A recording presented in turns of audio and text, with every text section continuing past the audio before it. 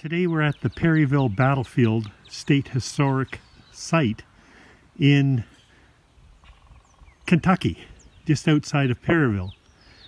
This was a Civil War battle that took place October 8th, 1962 in an attempt by the Confederates to take over the state of Kentucky.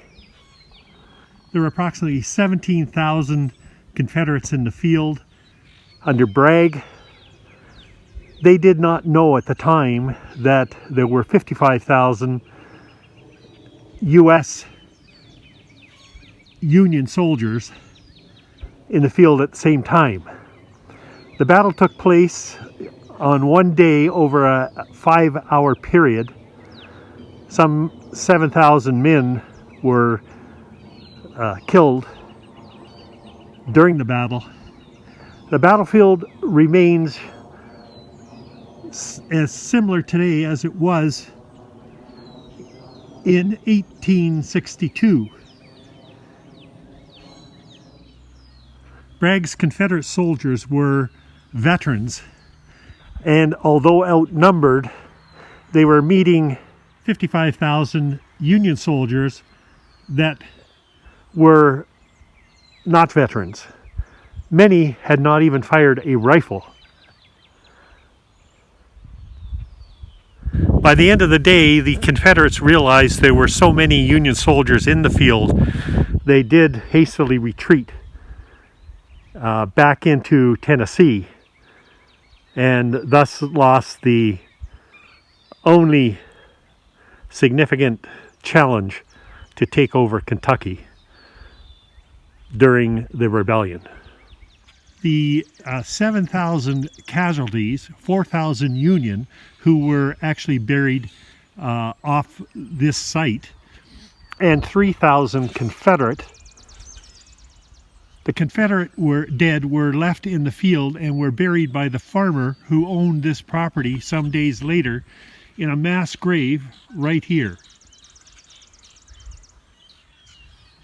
The Confederate forces amounted to 17,000 men, opposed a force of 55,000 Union soldiers in this area. This park, which is a state park, and this was the battlefield of Perryville in Kentucky, the only battlefield in Kentucky. And the battlefield park remains much the same as today as it was in October 8th, 1862. Well, we're located right here.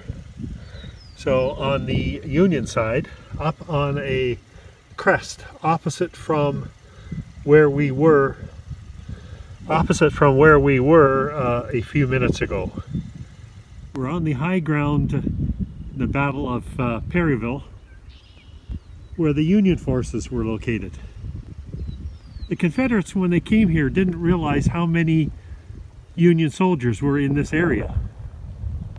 They were greatly outnumbered, but won a tactical victory. Perryville was the battle for Kentucky.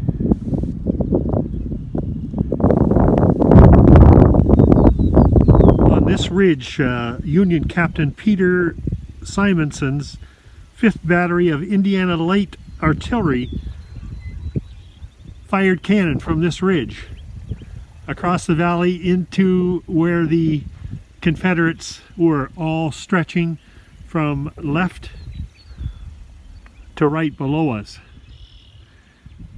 in a cornfield. The battery ran out of ammunition after firing 750 rounds. They then retired from the field. Simpson's 90 men lost 2 killed, 14 wounded, 5 missing, nearly a quarter of the command. The battlefield is set up to do hiking, but it's overcast and rainy today, quite muddy out there, so we won't be doing that. But this was the Union side, and you can see way up on the hill a Confederate or a Union cannon, or two, marking a high position of the Union soldiers on this side of the battlefield.